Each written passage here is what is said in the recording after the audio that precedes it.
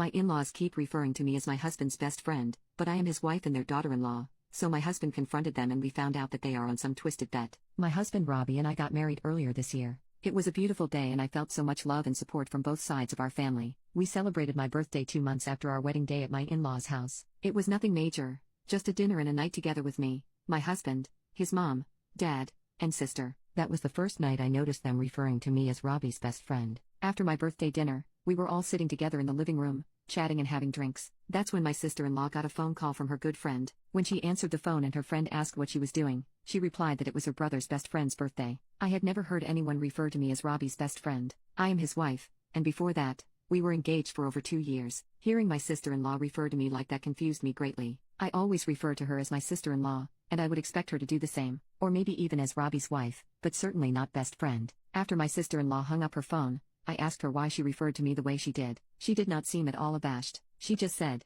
"Well, you are best friends, and that's what mom and dad call you," referring to mother-in-law and father-in-law. My sister-in-law and I are by no means very close, but we are nice to each other and have never had any fights. We just don't hang out outside of family functions because our personalities are pretty different. She's never made it seem like she was annoyed or mad at me. I decided to let it go that night, even though it weirded me out. But then it all happened again a few days ago, which is why I'm writing this post. My mother-in-law and I both work in the same industry doing similar jobs but at different companies in the area. Sometimes our companies collaborate when we have clients who switch over. This week we had that happen, and I had to pay a visit to my mother-in-law's office to help a client transition. My mother-in-law was in the office, so I stopped by to say hello. While I was there she introduced me to her colleague, and once again I was perplexed by how she did it. She said, "This is my son's best friend." As I was shaking hands with the colleague, I paused and awkwardly said, "I'm his wife." The colleague looked confused but my mother-in-law continued to smile and didn't address it. Once we were alone I asked my mother-in-law why she referred to me like that. Just like my sister-in-law she didn't seem to act like it was weird at all, and said the same thing,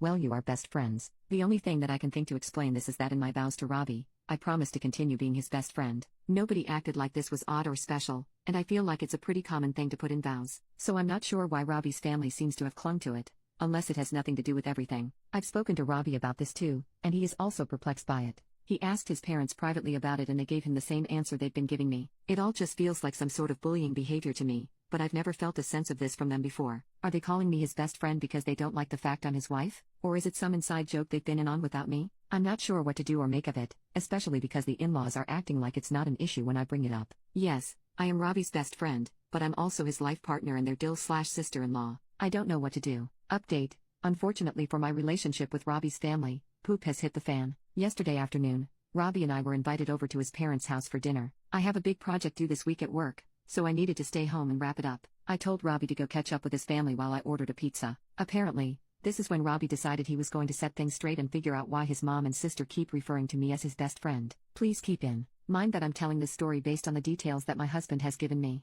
Robbie had a normal dinner with his folks, but they were all drinking a bit more than usual. Robbie decided to bring over some scotch that one of his groomsmen gave him for a wedding gift, so him and his dad were especially loose. Robbie and his dad tend to have guy time together after dinners where they hang out in his dad's garage and talk about car stuff and projects at home/work. This is where Robbie confronted his dad about the whole situation. From what I can tell, it took some coaxing to get this information out of father-in-law, but eventually, he admitted to Robbie that my mother-in-law and sister-in-law and him were all in on some sort of bet as to how long mine and Robbie's marriage was going to last. Father-in-law bet that we would stay together, whereas mother-in-law bet less than 1 year, and sister-in-law bet less than 6 months. Apparently there was a cash prize involved. I don't really want to know how much it was. Father-in-law admitted that he believes the whole best friend moniker was a way to get under my skin and cause doubts about my relationship with Robbie and his family. They think that if they acted like it was a non-issue for long enough, it would drive me crazy and start making me angry at Robbie for not intervening. Robbie then says he stormed into the house to confront his mom about this all. It ended in a screaming match between Robbie, mother-in-law, and father-in-law. Robbie eventually stormed out and walked to a nearby gas station, and from there he called me for a ride since he couldn't drive. This morning,